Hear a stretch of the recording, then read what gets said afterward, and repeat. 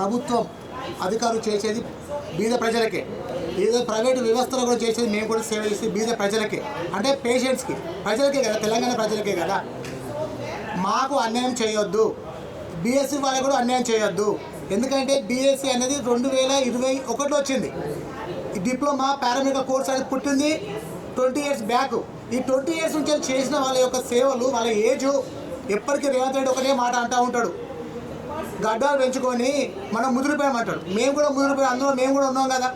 మాకు అన్యాయం చేయకండి రేవంత్ రెడ్డి గారు, మాకు అన్యాయం చేయకండి దామోదర్ రాజనరసింహ గారు, మాకు అన్యాయం చేయకండి డిఎంఈ అధికారి గారు, హెల్త్ డిపార్ట్మెంట్ ఉన్న ప్రతి ఒక్కరు, మీ బిడ్డలమే మేమంతా, ఇక్కడి ప్రజలమే మేమంతా.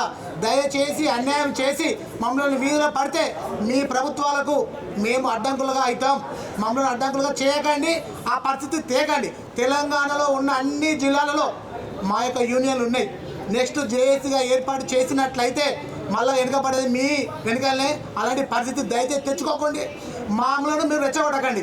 మీ యొక్క నిమ్స్ నోటిఫికేషన్ను వెనుకకు తీసుకుంటే ప్రభుత్వానికి వచ్చే నష్టం లేదు. దయచేసి మీరు బేషరతుగా వెనుక తీసుకోవాలి. లేకపోతే మా యొక్క సార్లు నిర్ణయం తీసుకుంటే 4వ తారీఖు మమ్మలను రోడ్ల మీదకి వచ్చేటట్టు చేయకండి.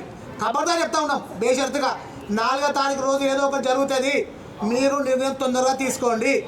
ఈ యొక్క పారామెడికల్ యొక్క ఐక్యత వేళలా వర్తిల్లాలని మనస్ఫూర్తిగా కోరుకుంటున్నాను. ఈరోజు ఈ ప్రెస్ క్లబ్ వేదికగా మేము ప్రభుత్వానికి ఒకటే విన్నపం చేస్తూ ఉన్నాం.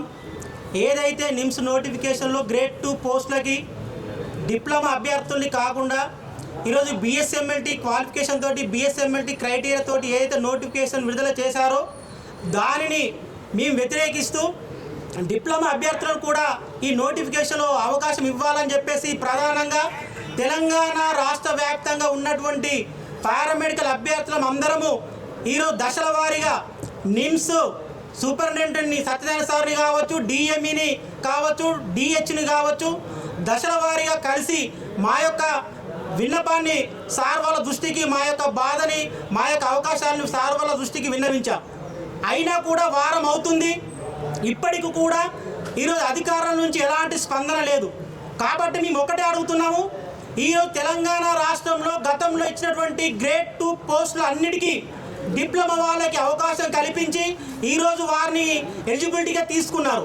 కానీ ఈ ఒక్క నిమ్స్ నోటిఫికేషన్లో మాత్రము గ్రేడ్ 2 పోస్టులకి డిప్లొమా వాళ్ళని కాకుండా బీఎస్సీ వాళ్ళకి అవకాశం ఇవ్వడంలో అంతర్యం ఏమిటి?